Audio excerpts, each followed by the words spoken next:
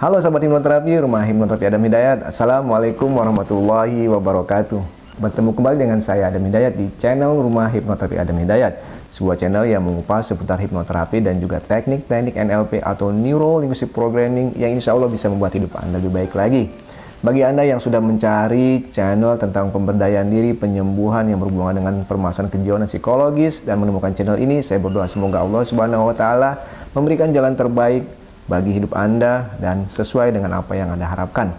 Nah, saat ini sedang ramai dibicarakan tentang seorang wanita yang mengekspos tubuhnya di bandara yang memperlihatkan bagian sensitif tubuhnya tersebut yang dikenal dengan istilah exhibitionist disorder, yaitu sebuah penyimpangan seksual yang dialami seseorang di mana seseorang akan mengalami kepuasan, kesenangan ketika mereka memperlihatkan apakah itu kemaluannya, bagian-bagian sensitif tubuhnya, dan menimbulkan efek kejut bagi orang lain yang melihatnya seperti itu. Mereka akan mengalami kepuasan. Nah, sebenarnya apa sih penyebabnya dan apakah bisa hipnoterapi membantu bagi orang-orang yang mengalami permasalahan kejiwaan seperti itu? Tentu bisa. Jika Anda ingin tahu caranya, simak video ini hingga akhir nanti.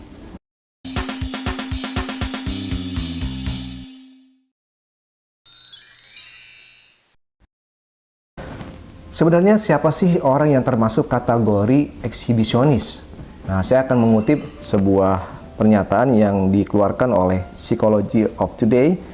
Orang yang mengalami eksibisionis dapat dikatakan orang tersebut setidaknya selama 6 bulan terakhir memiliki fantasi atau dorongan seksual tidak biasa. Wow, seperti mengekspos alat kelamin pada orang lain tanpa persetujuan demi mendapatkan gairah seksual. Yang kedua, kesulitan mengontrol diri bahkan di aktivitas sehari-hari. Yang ketiga, ada dorongan tak terkendali untuk masturbasi atau menunjukkan alat kelamin di depan orang lain yang tidak menaruh curiga. Nah, itulah kategori yang bisa dikatakan orang yang masuk atau mengalami exhibitionisme disorder. Nah, sebenarnya apa sih penyebab orang-orang mengalami hal seperti ini?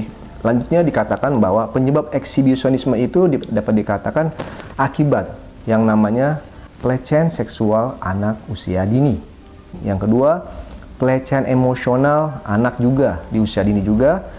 Yang ketiga, terlalu fokus pada menenangkan diri secara seksual. Jadi orientasi seksual yang bisa menyebabkan dia merasa nyaman dan fokus untuk melakukan hal tersebut. Yang keempat, gangguan kepribadian termasuk perilaku antisosial. Wow, bagi Anda yang sulit untuk bergaul, yang senangnya menyendiri, harus mewaspadai diri Anda sendiri, kemungkinan Anda bisa muncul hal seperti itu. Yang selanjutnya, ketidakdewasaan seksual termasuk pedofilia bagi penyuka anak-anak dalam hal seksual. Yang selanjutnya adalah ini yang terpenting, keluarga masa kecil yang tidak harmonis. Beberapa kasus yang saya temukan di ruang terapi Rumah Hipnoterapi Adam Hidayat, hal itu benar adanya, di mana beberapa orang yang mungkin terlihat biasa-biasa saja ya, baik seperti itu, seorang anak yang manis, yang baik, yang boleh dikatakan baik secara fisik ataupun secara emosional terlihat, namun di balik itu semua, karena di ruang terapi adalah tempat di mana mereka menceritakan curhat seperti itu, yang kadang-kala kita menemukan hal-hal yang berbau pornografi, yang berbau eksibisionis seperti ini. Karena kenapa? Sekarang media internet sangat terbuka bagi mereka untuk mengekspos diri mereka. Mereka bisa berkenalan dengan komunitas-komunitas seperti itu. Mereka bisa menunjukkan bagian-bagian sensitif tubuh mereka dengan cara-cara seperti itu. Hal ini dikarenakan umumnya anak-anak yang mengalami hal permasalahan seperti ini atau orang yang mengalami permasalahan seperti ini biasanya mengalami trauma atau kejadian tidak menyenangkan di keluarga mereka. Hal ini sangat penting, entah itu akibat perceraian, ya, tekanan dari orang tua, hal-hal yang tidak bisa mereka kontrol apa yang terjadi dari keluarga mereka. Sehingga penting bagi Anda untuk menjaga harmonisasi keluarga sehingga anak-anak Anda bisa terjaga. Lalu apa peran hipnoterapi agar bisa membuat para pelaku eksibisionisme ini bisa kembali kepada kondisi normal seperti itu?